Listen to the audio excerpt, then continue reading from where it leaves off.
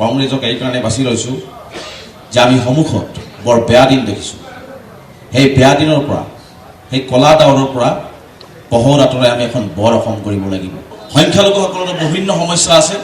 মই আশা কৰিম যে আমাৰ যিহেতু বিভিন্ন সমস্যা আছে, আজি মাটিৰ পট্টাৰ সমস্যাই হওক, চহৰ অঞ্চলৰ ভূমিৰ সমস্যাই হওক, আজি স্কুল কলেজৰ সমস্যাই হওক, আজি অৰ্থনৈতিকভাৱে পিছ পৰি যোৱা জাতিটোৰ বহু সমস্যা আছে, তাৰোপৰি নাগৰিকত্বৰ সমস্যা হওক। মই ভাবোঁ যে এই কথা বাৰ্তাবিলাক নিশ্চিতভাৱে মই এই দলৰ মজিয়াত বলিষ্ঠভাৱে কথাখিনি সততাৰে শুদ্ধভাৱে দাঙি ধৰি এই সমস্যাখিনিৰ এটা চিৰস্থায়ী সমাধান কৰিব লাগিব। মোৰ এই পিছপৰা জনগোষ্ঠীটোক হাতে হাত ধৰি একেলগে খোজ মিলাই শিৱসাগৰক ধুবুৰী বনাম, ধুবুৰীক শিৱসাগৰ বনাই, বৰাকক শিৱসাগৰ বনাই, তিনিচুকীয়াক ধুবুৰী বনাই একেলগে একত্ৰিত কৰি সমন্বয়ৰ বাৰ্তাৰে, উন্নয়নৰ বাৰ্তাৰে আমি একেলগে অসমখনক আগুৱাই লৈ যাওঁ। ঐ ৰেজাউল কৰিম চৰকাৰ, তোক আমি অসমীয়া যুৱ মঞ্চৰ ফালৰ পৰা স্পষ্ট ভাষাৰে তোক ক'ব বিচাৰিছোঁ যে তই শিৱৰ কথা চিন্তা কৰিব নালাগে, তই তিনিচুকীয়াৰ কথাও চিন্তা কৰিব নালাগে হা।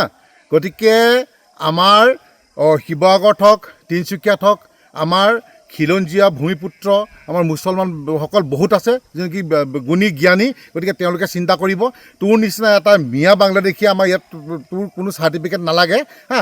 গতিকে তই তোৰ নিজৰ অঞ্চলত তই ঠিক কৰি থাক। আৰু তোৰ যদি ইমান গুণী জ্ঞানী মানুহ, এই যিবিলাকে চুৰ কৰে, ডকাইত কৰে, নকল সোণ, নকল পইচাৰ লগত জড়িত, যিবিলাক ড্ৰাগছৰ লগত জড়িত, সেইবিলাকক জ্ঞান দে তই।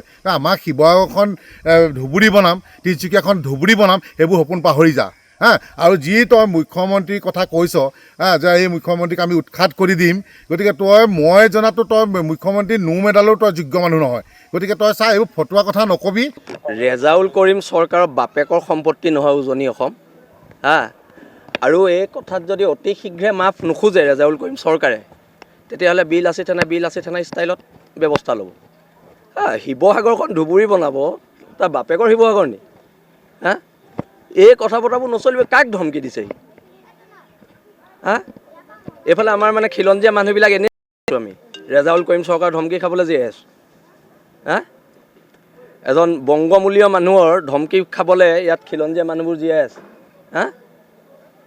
যদি যুঁজ লাগো বুলি কৈছ, চিধা চিধি ক'ব লাগে। উজনি অসমৰ মানুহতো বহি নাথাকিব নহয়। যদি লাগো বুলি কৈছ, চিধা চিধি ক'লেই হয় কথা বতৰাবিলাক। ক'ত যোগদান কৰিছে সেইটো কথা আমাৰ কাৰণে মেটাৰ নকৰে। কিন্তু যদি কোনোবা ৰাজনৈতিক দলৰ সভাত কৈছে, সেই ৰাজনৈতিক দলটোৱে ৰাজহুৱাভাৱে ক্ষমা খুজিব লাগিব, তেওঁক বহিষ্কাৰ কৰিব লাগিব। নহ'লেতো এইটো আৰু এখন বেলেগ হ'ব আৰু।